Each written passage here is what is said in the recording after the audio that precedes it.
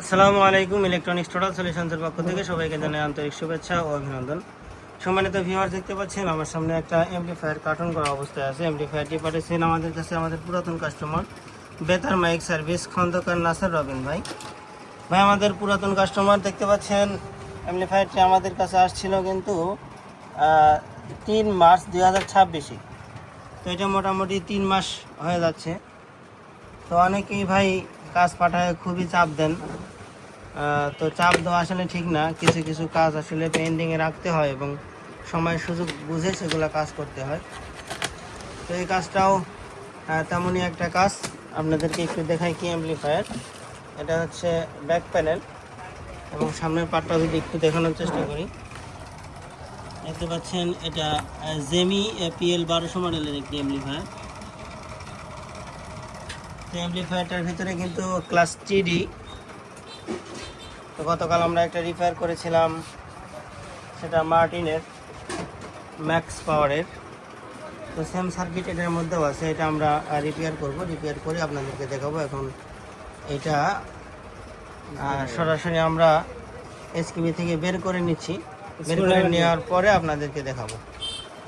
তো বন্ধুরা, দেখতে পাচ্ছেন আমরা SKB থেকে এটা খুলে নিয়েছি এবং আপনাদের এখন অ্যাম্প্লিফায়ারটি খুলে ভেতরের কন্ডিশনটা দেখাবো এবং সাথে সাথে আমরা লাইন দিয়েও টেস্ট করব যে কী সমস্যা, এটা ফাইন্ড আউট করার চেষ্টা করব। এরপরে ইনশাল্লাহ সমাধান দিব স্টেপ বাই স্টেপ। ততক্ষণ পর্যন্ত সঙ্গে থাকবেন। তো বন্ধুরা, দেখতে পাচ্ছেন ইতিমধ্যে আমরা অ্যাম্প্লিফায়ারটি খুলে নিয়েছি এবং ভিতরের কন্ডিশনটা যদি আপনাদেরকে দেখাই, দেখতে পাচ্ছেন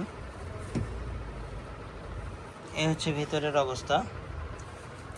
তো এটা এখন আমরা ক্লিন করব। ক্লিন করার পরে আমরা সংযুক্ত করব বিদ্যুতের লাইনের সঙ্গে এবং আমরা টেস্ট করার চেষ্টা করব যে কী সমস্যা।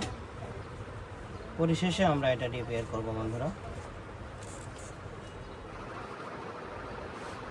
তো বন্ধুরা, দেখতে পাচ্ছেন আমরা হেডটি ক্লিন করার পরে সরাসরি সিরিজ লাইনের সঙ্গে সংযুক্ত করছি। এখানে পাওয়ার এবং প্রোটেক্ট দুটোই কিন্তু একসাথে চলে আসে, দেখতে পাচ্ছেন। তো প্রোটেক্ট লাইট দুই পাশেই A চ্যানেল এবং B চ্যানেল দুই পাটেই প্রোটেক্ট ধরে আছে। তো এটাই মূলত সমস্যা। প্রোটেক্ট আগে ছাড়াইতে হবে, বাদ বাকি দেখা যাবে কেমন আউটপুট কী হয় না হয়, বিস্তারিত করে দেবে।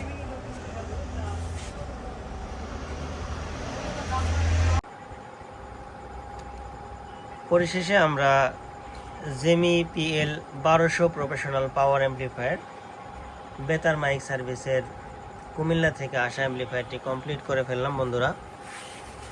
তো এটা আপনাদেরকে এখন দেখাবো। 4 ওহমে লোড দিয়ে রাখছি। এটার আউটপুট ওয়াট পার চ্যানেল কত পাওয়া যায় এবং আমরা এটা সরাসরি অসিলোস্কোপের সঙ্গে সংযুক্ত করে রাখছি।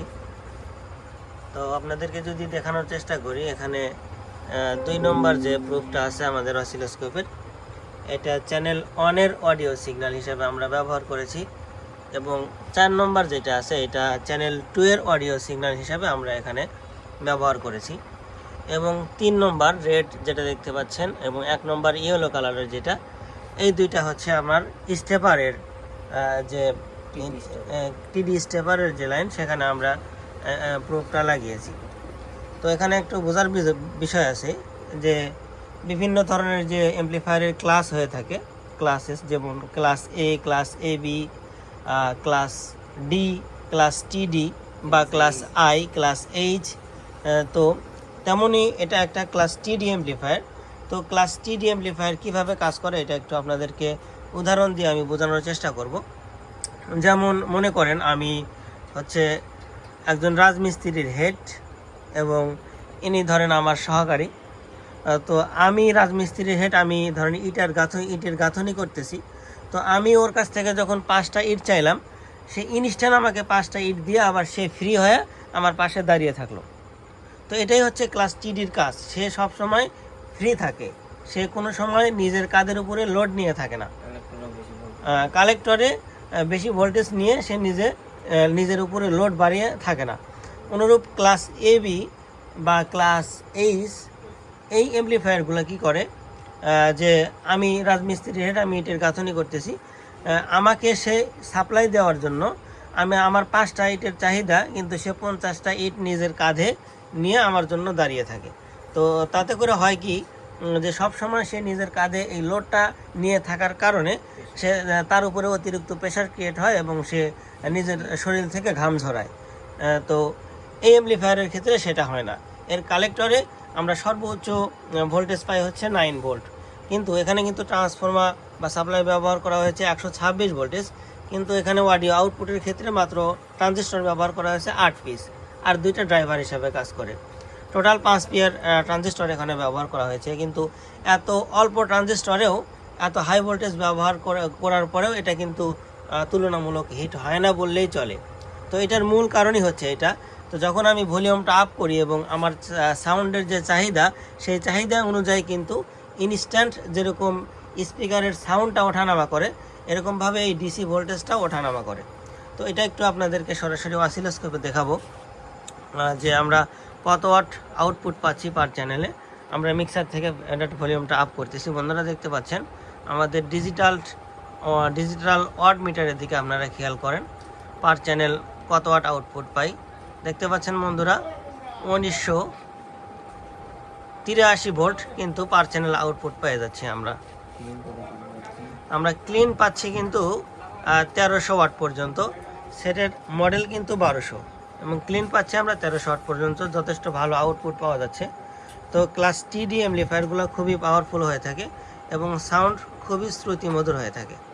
যারা অ্যাম্পলিফায়ারগুলো ব্যবহার করেন তারা অবশ্যই বুঝে থাকবেন। এই ধরনের অ্যাম্পলিফায়ার যাদের আছে তারা আমাদের সঙ্গে যোগাযোগ করতে পারেন। ইলেকট্রনিক্স টোটাল সলিউশনস, গুলটা বাজার, তারা সিরাজগঞ্জ।